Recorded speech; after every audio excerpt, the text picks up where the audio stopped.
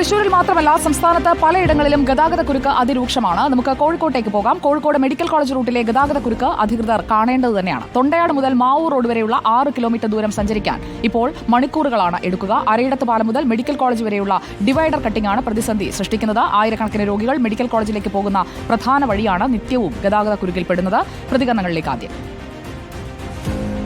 ഇവിടുന്ന് പെട്ടെന്ന് ആംബുലൻസ് എടുത്ത് പോകാനൊന്നും കഴിയില്ല. ഒരു പേഷ്യന്റ് പെട്ടെന്ന് ഇവിടെ ഒരു എമർജൻസി ആയിട്ട് സ്കാനിങ് ചെയ്യാനോ അല്ലെങ്കിൽ വേറൊരു ഹോസ്പിറ്റലിലേക്ക് ഓക്സിജൻ കൊടുത്ത് കൊണ്ടുപോകേണ്ട കേസുകളൊക്കെ ഉണ്ടാവും. അതൊക്കെ ഞങ്ങൾക്ക് വല്ലാണ്ട് ബാധിക്കും. പിന്നെ അതേമാതിരി ഇവിടുന്ന് പെട്ടെന്ന് വിളിക്കും ഓക്സിജൻ കൊടുത്തിട്ട് ചെസ്റ്റിലേക്കോ അവിടേക്കൊക്കെ ഷിഫ്റ്റ് ചെയ്യുക. അതിന് ഇവിടുന്ന് വണ്ടി എടുത്ത് പോകാൻ വരെ പറ്റൂല. എന്നിട്ട് ഇവിടുന്ന് പുറത്ത് ഈ ഓക്സിജൻ കൊടുത്തിട്ട് സ്റ്റാഫ് ഈ പേഷ്യൻ്റായിട്ട് ഇങ്ങനെ ഇറക്കി നിൽക്കുക ചെയ്യുക. പക്ഷേ ഞങ്ങൾക്ക് അവിടെ കൃത്യസമയത്ത് എത്താൻ പറ്റൂല. അപ്പോൾ ഈ പേഷ്യൻ്റ് ആൾക്കാർ ഞങ്ങളുടെ അടുത്തേക്ക് ചൂടാവും. ഇത്രയും നേരം വൈകിട്ടാണ് ഞങ്ങൾ അവിടെ എത്തുന്നത്. പോകുന്ന വഴിയിലൊക്കെ വണ്ടികൾ ഇങ്ങനെ ബ്ലോക്ക് ഉണ്ടാവും. ഇവിടെ ഇങ്ങോട്ട് നമ്മളിപ്പോൾ മെഡിക്കൽ കോളേജിൽ നമ്മൾ പോവുകയാണെങ്കിൽ ഇപ്പോൾ കോവൂർ അങ്ങാടി അവിടെ നിന്ന് അങ്ങോട്ടൊക്കെ വളരെ റഷായിട്ടാണ് വണ്ടി ഇങ്ങനെ പോവുക. നമ്മൾ പാസ് ചെയ്യാൻ കഴിയൂല. പാസ് ചെയ്യാൻ കഴിഞ്ഞാൽ നമ്മൾ സൈറൻ ഇട്ടിട്ടും കാര്യമില്ല. കാരണം വണ്ടിക്ക് പാസ് ഇത് തരാൻ കഴിയില്ല. വണ്ടി മുന്നിൽ അതിനത്ര വണ്ടികളുണ്ടാവും. അവർക്ക് സൈഡിലേക്ക് കൊണ്ട് മാറാൻ സ്ഥലം ഉണ്ടാവില്ല. അതേമാതിരി ചേവായൂർ പിന്നെ തൊണ്ടയാട് സിഗ്നൽ ഭയങ്കര പ്രശ്നമാണ്. തൊണ്ടയാട് സിഗ്നൽ ചെല്ലുമ്പോഴൊക്കെ ഫുള്ള് വണ്ടികളുണ്ടാവും. പിന്നെ അവിടുന്ന് അങ്ങോട്ടൊക്കെ ഭയങ്കര റഷ് തന്നെയാണ്. ബസ്സിൻ്റെ റണ്ണിങ് ടൈം എന്ന് പറഞ്ഞാൽ മാനാഞ്ചിറ ടു മെഡിക്കൽ കോളേജ് 30 മിനിറ്റാണ് അതിൻ്റെ അനുവദിച്ച ടൈം. ഈ അനുവദിച്ച ടൈം കൊണ്ട് ഒരിക്കലും അത് കൃത്യമായി ഓടിയെത്താൻ കഴിയില്ല. ഇതിന് റോഡിൻ്റെ ഈ അവസ്ഥ കൊണ്ട് ഇനി ഏതെങ്കിലും രീതിയിൽ ഈ 30 മിനിറ്റ് റണ്ണിങ് ടൈമിൽ ഓടിയെത്താൻ കഴിയാത്ത അവസ്ഥയിൽ ഈ ബസ് എവിടെയെങ്കിലും സൈഡാക്കി വെക്കുമ്പോൾ പോലീസ് ഉദ്യോഗസ്ഥരും MBയും വന്ന് ചാർജ് ചെയ്തിട്ട് ഈ വ്യവസായം തന്നെ നടത്തിക്കൊണ്ടാൻ പറ്റാത്തൊരവസ്ഥയിലാണുള്ളത്. റോഡിൻ്റെ പണി കഴിഞ്ഞാലേ നടക്കുന്നതെന്ന് ഇവർ എഞ്ചിനീയർമാരൊക്കെ പറഞ്ഞത്. അതിന് ഗവൺമെൻറ് ഒരു ബദൽ സംവിധാനം കാണണം. ഇവർക്ക് ബസ് ഓടിക്കണം. ബസ്സിൻ്റെ ഭയങ്കര പ്രയാസമാണ് ഓടാൻ വേണ്ടി. അതുമല്ല ആംബുലൻസ് ഡ്രൈവർമാരുടെയും ബസ് ഓപ്പറേറ്റേഴ്സിന്റെയും ബുദ്ധിമുട്ടുകളാണ് നമ്മൾ കേട്ടത്. നിലവിലെ അവിടുത്തെ അവസ്ഥ എന്താണ് എന്നുകൂടി നോക്കാം. തൊണ്ടയാട് യു ടേണിൽ നിന്ന് സാനിയ മനോമി നിൽക്കുന്നു. കോട്ടൂളി യു ടേണിൽ നിന്ന് സിനോജ് തോമസും ഉണ്ട്. Good evening guys. യു ടേണിൽ നിന്ന് കാണുന്ന കാഴ്ച എന്താണ് സാനിയ മനോമി?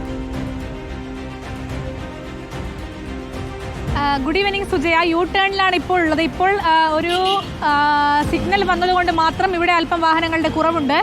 പക്ഷേ സിഗ്നൽ ഓഫായാൽ വളരെയധികം ബുദ്ധിമുട്ടുള്ള സ്ഥലം കൂടിയാണിത്. കാരണം ആ ബൈറ്റുകളിൽ പറഞ്ഞതുപോലെ മെഡിക്കൽ കോളേജിലേക്കുള്ള പ്രധാനപ്പെട്ട വഴിയാണ്. വാഹനങ്ങൾ ചീറിപ്പായുന്ന സ്ഥലമാണ്.